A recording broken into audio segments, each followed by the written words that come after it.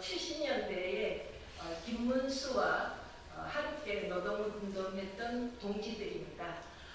그동안에 그 김문수 또 그다음에 설란영 부부가 계속 인터뷰하는 걸 보면서 도저히 이대로는 있을 수가 없다. 이래서 오늘 우리가 그 이재명 지지 기자회견을 하기로 했습니다. 네, 그래서 오늘 참석하신 분들을 제가 간단하게 소개하고 나중에 그분들이 한 말씀씩 하고 기자회견문을 낭독하도록 순서는 그렇게 진행하겠습니다. 제일 먼저 저쪽 끝에서부터 소개하겠습니다. 저기는 원풍모방 조직부장 이필남 동지입니다. 그리고 그 옆에는 여러분들이 잘 아시겠지만 똥물 사건으로 유명했던 동일방직 이총각 지부장입니다. 그리고 그 옆에는 고려피어 지부장인 남상원 지부장님입니다. 그 다음에 제 옆에가 바로 김문수와 같은 사업장에 있었던 부지부장 박용남 동지입니다. 그리고 저쪽의 끝에서부터 소개하겠습니다. 저기는 청계피복 전주열사 동지인 임현재 지부장입니다. 그리고 그 다음에는 남영왕 임미령 지부장입니다. 다음에는 컨트롤 데이터의 동지 이태희 동지고, 그 다음에 컨트롤 데이터 지부장 한명희입니다. 네. 네, 반갑습니다. 안녕하십니까. 저는 평택시민국회의원 김현정이고요. 진짜 대한민국 3대2 백체혁명 시민본부의 수석 부본부장을 맡고 있는 김현정 국회의원입니다. 전태일 열사가 근로기준법을 준수하라고 분신하신 해가 1970년이었습니다. 그리고 45년여가 지난 올해 4월 내란을 옹호하고 노동을 폄훼하고 노조탄압에 앞장서온 김문수 후보가 대통령 출마 선언 후 첫 일정으로 전태일 기념관을 찾았습니다. 김문수 후보는 그 자리에서 전태일 열사는 혁명가가 아니다며 전태일 열사는 모욕하는 발언을 표현했습니다. 견절한 노동운동가 김문수가 전태일 열사를 자기 선거에 이용하는 행태를 보며 분노를 금할 수 없었습니다. 그리고 마침내 내란 정당의 대통령 후보가 된 김문수는 더 세게 노조법 2~3조가 이헌이고 중대재해처벌법은 악법이라고 우기고 있습니다. 노조를 악마하고 가진 자와 못 가진 자와의 갈등과 분열을 부추기고 있습니다. 오늘의 기자회견은 70년대 과거에 노동운동가 김문수와 함께 노동운동에 싹을 틔웠던 분들이 그와의 인연을 완전히 끊고 결별을 선언하는 자리입니다. 또한 소년공 출신 이재명 후보가 노동이 존중받는 사회를 만들 적임자라는 것을 천명하며 지지를 선언하는 의미 있는 자리입니다. 4.19, 5.18, 87년 6월, 2016년 촛불, 그리고 지난 겨울까지 이 땅의 노동자들은 언제나 역사의 분기점마다 분연히 일어나 대한민국이 가야 할 길을 먼저 열었습니다. 노동운동의 역사를 읽어오시는 여러분들과 함께 노동자와 함께 6월 3일 진짜 대한민국을 함께 열겠습니다. 다시 한번 오늘 지지선언을 한 것에 대해서 진심으로 감사의 말씀 드리고 여러분들 뜻을 잘 받들도록 하겠습니다. 감사합니다. 네, 그러면 각 현장에 한 말씀씩 듣도록 하겠습니다. 저쪽 끝에서부터 잠깐 일로 나왔어. 여기서.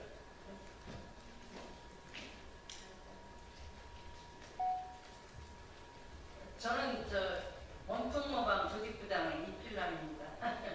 근데 요즘에 김문수 계속 나와서 거짓말로 그냥 이렇게 막 하는 게 너무 듣는 것 자체가 힘들어가지고 이렇게 나왔는데, 변절자는 어디 무슨 일이 있으면 금방 변절하는 건 일도 없는 일입니다. 그렇기 때문에 변절자를 이 나라 대통령으로 뽑아서는 절대로 안 된다는 것을 생각하고 이렇게 먼 길에서 여기까지 나왔습니다. 그러니 하여튼 요번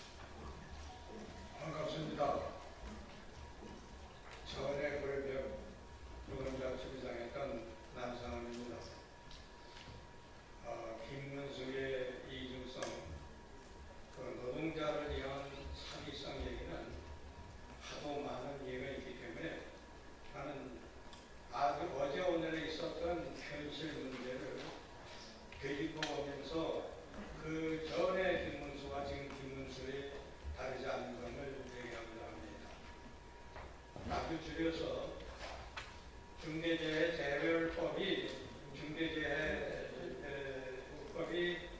악법이라고 당선되면은 철폐하겠다고 힘주어 말하고 있습니다. 중대재해법은 중대재해가 발생하지 않도록 그 예방 조치를 하기 위한 조치로서 알고 있습니다. 그런데 그 예방 조치를 할 수 있는 재정적인 부담 때문에 그것을 악법으로 치고 노동자의 목숨, 노동자의 몸뚱이를 담보로 하는 기업 육성 방안을 말하고 있는 것은 소위 노동운동을 했다는 자로서 또 그 장관까지 했다는 사람으로서는 정말 있을 수 없는 일입니다. 노동자, 사람을 위한 기업이지 사람을 희생하면서 육성해야 될 기업은 아닌 거죠. 부득이 중소기업의 능력 때문에 그 부담이 된다면 그 부분은 국가가 보조 또는 책임지고 처리하고 노동자는 안전하게 건강하게 노동할 수 있는 사회를 만드는 것이 정상적일 텐데 그 부담을 줄이고 그 법이 노동자의 생명과 건강을 보장하기 위한 그 법이 악법이라고 철폐하겠다고 힘주어 말하는 그러한 사람은 사회에 일어나면서 정상적인 사고로 가졌다고 볼 수 없고 특히 노동자로서는 도저히 이해하고 납득할 수 없는 그런 것입니다. 이런 악법을 주장하는 김문수라는 사람이 소위 그 대통령이 되어서는 노동자는 다 죽고 기업은 살지 못지언정 노동자는 다 죽는 그런 사회가 되지 않을까 염려가 돼서 김문수가 되어서는 절대 안 된다는 생각을 하고 그에 반해서 이재명 후보는 상당히 노동자의 모적이고 사회 발전, 공동 발전에 그 이미지가 있는 그런 후보로 생각해서 지지하기로 했습니다. 고맙습니다.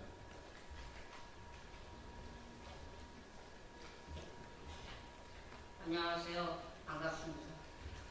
저는 한영그룹고 노동조합 김문수 위원장, 저는 이제 부위원장 했습니다. 김문수 씨가 사회 초년생, 사회 처음 한영그룹고에 76년도 봄에 입사하고 저는 76년 12월에 입사했습니다. 노조 활동 할 때 민주노조 운동을 해오면서 저는 그때부터 조금 느끼기 시작했던 부분이 뭐냐면 민주노조가 국가폭력에, 국가탄압에 맞서서 싸워야 되는데 80년 초 김문수 씨는 전두환 군사 독재 정권이 민주노조 말살 정책에 의해서 탄압을 할 때 김문수 씨는 도망 다녔습니다. 2번이나 봄하고 겨울에. 근데 그 은신처가 우리 조합원들 집에서 숨어 다니면서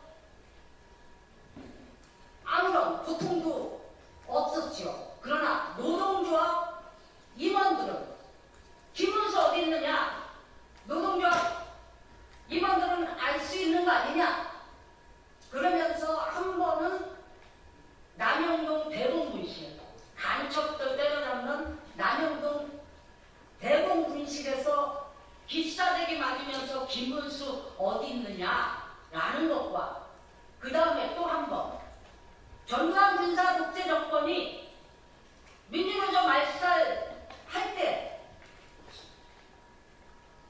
정화조치로 인해가지고 삼성교육 때 민주노조 운동가들을 집어넣을 때 그때도 김문수 씨는 조합원들 집에 숨어서 붙잡히지 않았어요. 그리고 한국노총에 삼성교육 때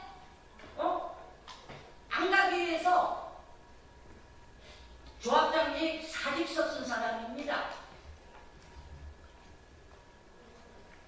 그리고 저는 육군 본부 지하에서 20여일간 갖은 군대 야전 침대로 깨부셔가지고 군인들이 얼마나 두들겨 팼는지. 그렇지만 거기에서도 김문수에 대해서 얘기해라. 저는 한마디도 안 했습니다. 오히려 단식을 하면서 김문수 노조 위원장은 군사정권한테 이걸 하면 안 된다. 제가 가슴이 몸과 마음은 아파도 그렇게 지켜냈습니다. 그러나 김문수의 모습은 어땠습니까? 청년 시절 결혼하기 전에 민주노조 운동 한일그룹에 들어와서 조합장으로서 그런 행보를 거는 사람입니다. 그리고 우리는 조합원들을 이용하고 조합원들이 탄압받는 거에 대해서 그때 당시에 고생 많이 했다.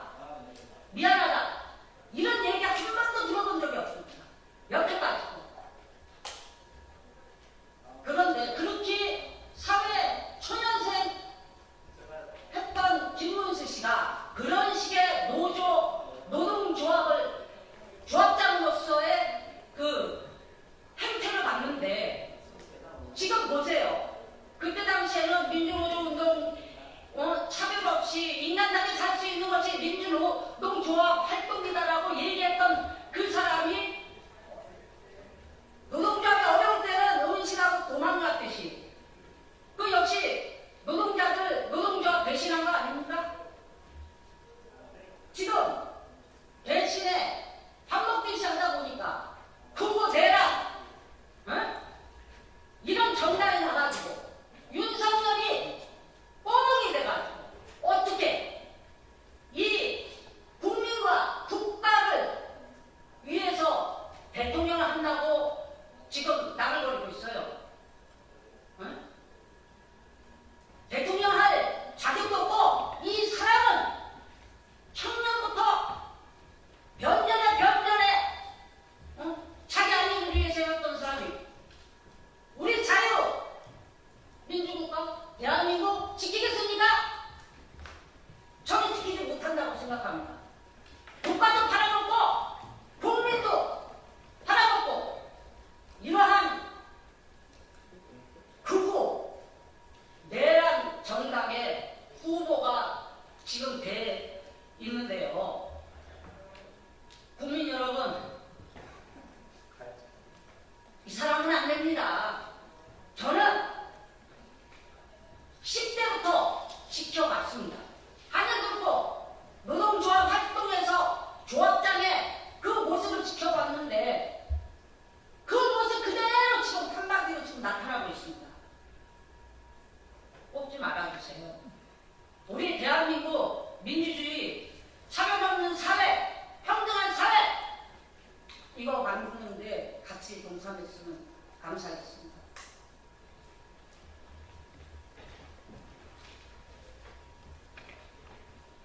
네, 간단하게 얘기하겠습니다. 저는 컨트롤 데이터 노동조합 철수 당시에 노동조합 대표였습니다. 한 명입니다.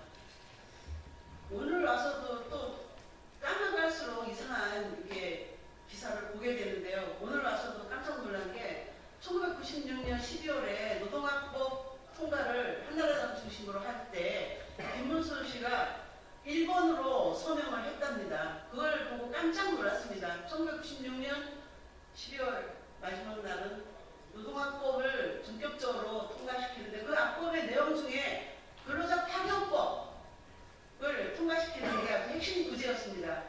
지금 이 사회에서 그때 이후로 1996년 1966년 이후로 지금까지 대한민국은 비정규직 노동자들이 절반도 못 받는, 임금도 못 받는 형편없는 고용 불안에 시달리고 있는 상황이죠.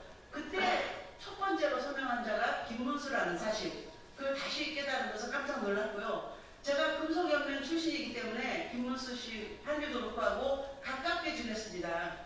설한용 씨하고 결혼했을 때 심각했어요. 그때 한참 서울대 나온 놈들이 운동권에서 주름 잡으면서 노동자 출신 여성들하고 결혼하는 게 유행처럼 발생했던 때였습니다.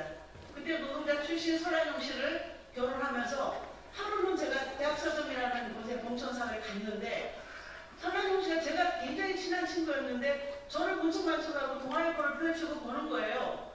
그래서 이상하다고 생각했는데 그걸 보고 나더니 책꽂이에 이제 먼지를 터는 거예요. 그래서 야, 너 뭐해? 나 왔는데. 그랬더니 나 할 일 많어.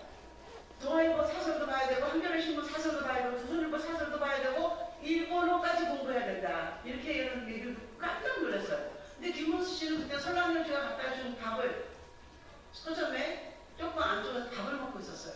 그래서 제가 소리 질렀어요. 야! 노동자 출신하고 결혼했으면 있는 그 자체로 존중해야지. 이게 뭐 하는 짓이냐? 그러면서 존중할 수 없는 그런 태도에 대해서 질책하고 돌아섰습니다. 그리고 중요한 게는 1980년 5월에 금속연맹이 민주화투쟁을 할 때였습니다. 처음으로 산별로조 민주화운동할 때 김문수는 없었습니다. 여기 이 자리에 박용남 씨가 부위원장이 노조한 거 잡아먹는 김병룡은 드라큘라 하면서 이제 구호를 외치면서 저희가 대여대회를 장악할 때 김문수는 없었고요. 그때 80년 5월 16, 17, 18, 16일 날 한국노총에서 온갖 민주노조들이 전부 모여서 3박 4일 투쟁할 때도 김문수는 흔적도 없었습니다. 그래서 중요한 시기에 없었던 김문수. 근데 요새 보니까 너무 기가 막힌 게요. 설한용 씨가 여성노동자회를 자기가 만들었대요.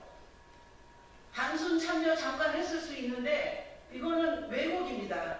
저하고 우리 최순영 동지하고 또 다른 몇몇 사업장의 김경수, YH 김경수 열사를 기념하기 위해서 만든 한국여성노동자회를 본인이 만들었다. 그리고 보육운동 자기들이 시작했다. 이건 새 거짓말입니다. 거짓말이 너무 많아서 거짓말 부부가 이렇게 세트로 이렇게 연설하고 다니는 거 참을 수 없어요. 그래서 거짓말을 너무 심각하게 하는 이 사람들이 과연 정치 권력을 잡으면 대한민국이 또 폭망하겠구나 이런 생각에 저희가 절실한 마음으로 왔습니다. 우리 국민들과 함께 노동이 존중받는 그런 사회를 가기 위해서라도 김문수 같이 면절을 일삼고 거짓말을 한없이 늘어놓는 이런 사람은 절대 안 된다 생각하고 주장합니다. 감사합니다.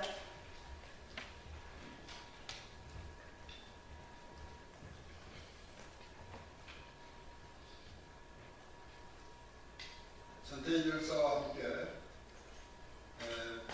바로회를 3동회로 바꾸면서 노동운동이라는 것을 처음으로 시작했던 이면제입니다. 전태일 열사는 1970년 11월 13일 근로기준법을 준수하라. 우리는 기계가 아니다. 내 죽음을 헛되이 하지 말라는 유언을 남기고 마침내 산하에 가셨습니다. 그가 남긴 일기장에는 아유 근로기준법이 왜 이렇게 한문으로 돼 있어서 읽기가 어려워 이런 넋두리와 나에게 대학생 친구가 한 명만 있었으면 좋았겠다 이런 말이 적혀 있었고 어머니께 그 말을 반복해서 했었습니다. 전태일 열사가 분신 사망하고 학생들이 학생운동을 아주 치열하게 했었습니다. 그때 서울대 그 장기표 또 예를 들어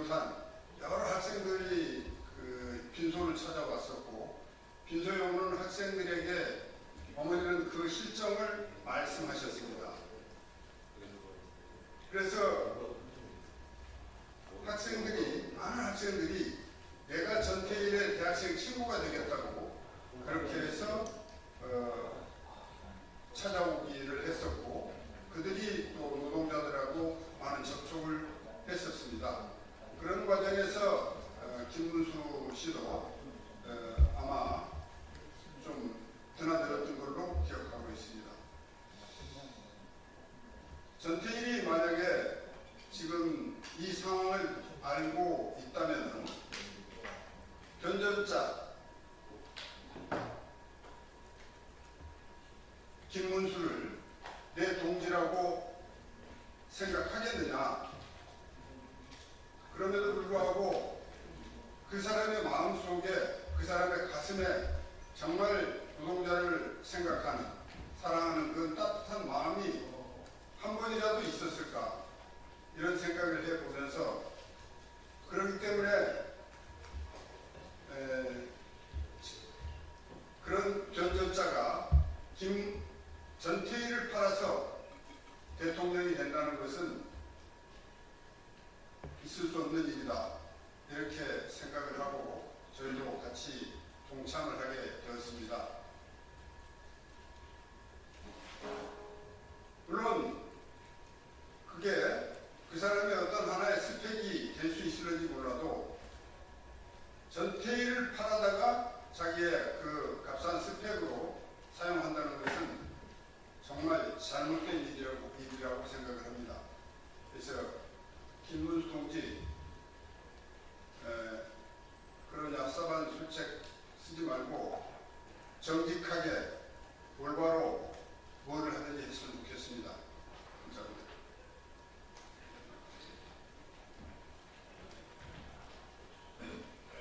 네, 제 소개가 없었던 것 같습니다. 저는 79년도 YH 노동자 지부장 최순영이고 지금 현재 70년대 민주노동운동 동지회 회장을 맡고 있습니다.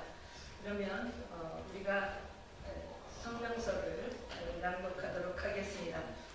다시 민주주의 깃발을 일으켜 세우자. 노동자의 이름으로 2024년 12월 3일 우리는 또다시 역사의 시계가 거꾸로 돌아가는 참담한 순간을 목격했다. 윤석열 정권이 겨우로 민주주의 심장을 짓밟으려고 했을 때 시민들은 주저없이 국회를 달려가 밤을 지새웠다. 광화문 아스팔트 위에서 엄동설한을 견디며 넉 달 동안 꼬박 밤을 지새운 우리의 함성은 불의의 권력을 압도했고 마침내 25년 4월 4일 윤석열 탄핵을 이끌어냈다. 벅찬 감격 속에 터져나온 한호의 눈물은 우리는 할 수 있다. 는 민주주의에 대한 승리를 다시 한번 증명했다. 바로 그 승리의 주역은 우리 깨어있는 시민과 노동자들이었다. 우리는 이 땅의 민주주의가 거둬 얻어지는 것이 아님을 너무도 잘 알고 있다. 근로기준법을 준수하라는 우리는 기계가 아니다. 내 목숨을 헛되이 말라며 1970년대 자신을 불사르며 절규했던 전태일 열사의 외침은 여전히 우리 심장을 울리고 있다. 1970년대 우리들은 살인적인 저임금과 열악한 환경 속에서 기계처럼 일해왔다. 등이 굽을 정도로 웅크린 채 먼지 자욱한 공장에서 밤샘을 밥 먹듯이 하며 이 나라의 눈부신 경제 성장을 이룩해냈다. 그러나 국가의 권력은 우리들의 편이 아니었다. 인간다운 삶을 요구하는 목소리를 짓밟고 수많은 동지가 피를 흘리며 쓰러졌다. 하지만 우리는 독재와 자본의 잔혹한 탄압 속에서도 깨우치고 단결하여 민주노동조합 활동을 스스로 권익을 지켜왔다. 굴욕적인 해이와 음흉한 매수에 유혹도 뿌리치고 자주성과 투쟁성을 굳건히